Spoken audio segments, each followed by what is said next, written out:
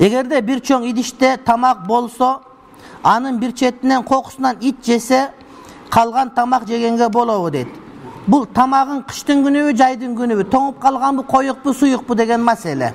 Коюк болсо оюп алып ыргытып берип калганын жей бересиң, суюк болсо итке бардыгы ма деп, эми бардыгын жей бер деп куюп бер, аш болсун ошо. Namaz okuganda ayal kişi naski kiyibese namazı kabul bolobу дейт. Hanafi mazhab boyunca iki rivayatta bir rivayet ayal kişi köçede жүргөндө putu jabık boluş gerek дейт.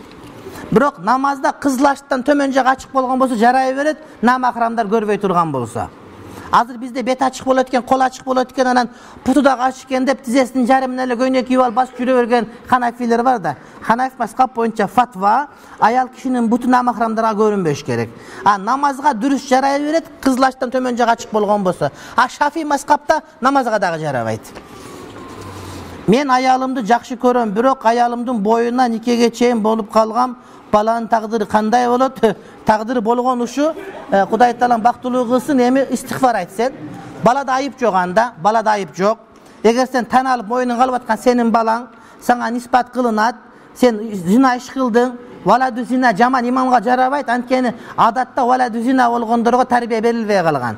Мадрасага берилсе, тарбия алынган болсо, анда валаду зина деген жана ярылып кетет мындан. Имам болуш макруh болгондон сытта калат, урматтуу бир тууганым.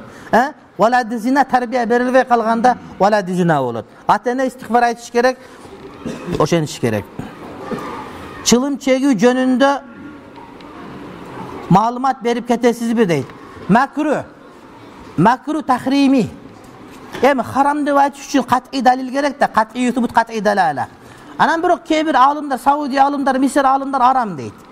Ханafilerde Nabulusi mubah degeni dagы бар. Просто Nabulusi mubah экен айткан учурда тамеки жаңа чыгып, аны жөн эле жанагы эмени жөн эле тандырга жаккан отундай эле көрсө, түтүндөй эле көрсө керек да. Түтүн арам эмес да. Анан кийинчерээк зыяны билингенден кийин бардык эле эң эле жеңил айтканы макруh деп болбосом арамга чейин баа берет. Тамеки мына ушундай. Насвай дагы ушундай. Talak telefon SMS arkılуу түшөбү дейт. SMS arkılуу talaktардын бардыгы кат өкүмүндө болот. Кат өкүмүндө, кагаз өкүмүндө болот дагы. Анан ошол жерде даректелген болсо, ниети болсо болбосо түшөт. Эгер даректелбеген болсо, ниети болсочу болбосо түшпөйт. Каттык SMS-дики. Телефондон айтканы оозу менен айтканга барабар. Эгер өзүм оозу менен айтып кулагына жете турган болсо, эгер түшөт турган шарттар толук табылса, түшүп кала берет. Талактын шарттары урматтуу бир тууганым. Мисалы үчүн адамдын балалуу болуш шарттары бар го. Үйлөнүш керек, нике кыйыш керек, бир эрди катын болуш керек. Анан кичине уктаса, анан кийин Кудайым берсе, бала болгондой эле талактын шарттары бар да, мындай, ошолор табылса түшүп калат.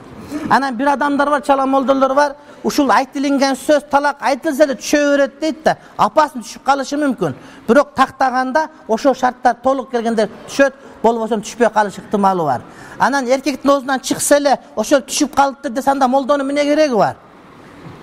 Түшкөн түшпөгөн такташ керек, урматтуу бир тууганым. Бул өтө оор маселе. Кээ бир такыбалык кылып түштү деп кое берет, бирок ал башка жерге тие албайт, анткени ери бар да мунуку. Takvalık de biyagın oyloğun menen biyag takvalığı kayakka var. Oşoň üçin takvalık urmatlı bir tuğan ilimdi taktaganda turat da. Misal üçün 10 bala okuyt karlıkты. Barlı karı bolu örбейт ko. Biz 85 adam okuganbız. Hasan Ajoko öz hazır dinge kızmat kılmış etçüdöz, kalganı kayakta ekeni bilbeybiz. Hasan Ajoko çok okuganbız biz. 85 adam okuganbız. 83'ü bilbeyim kayakta. Kede cumbadan körüp kalan, ayttan körüp kalan. Oşonda urmatlı bir tuğanım. Oşon üçün aytılgan talak jaman nese. Talak aytılganda түшсө түшпөсө ayerden baraka kaçat. Arş titreyt urmatlı bir tuğanım. Bирок түшкөн түшпөгөн такташ бул катта элемге муктаж. Tamam? Oşon üçün mintu aytılgan bolбойт.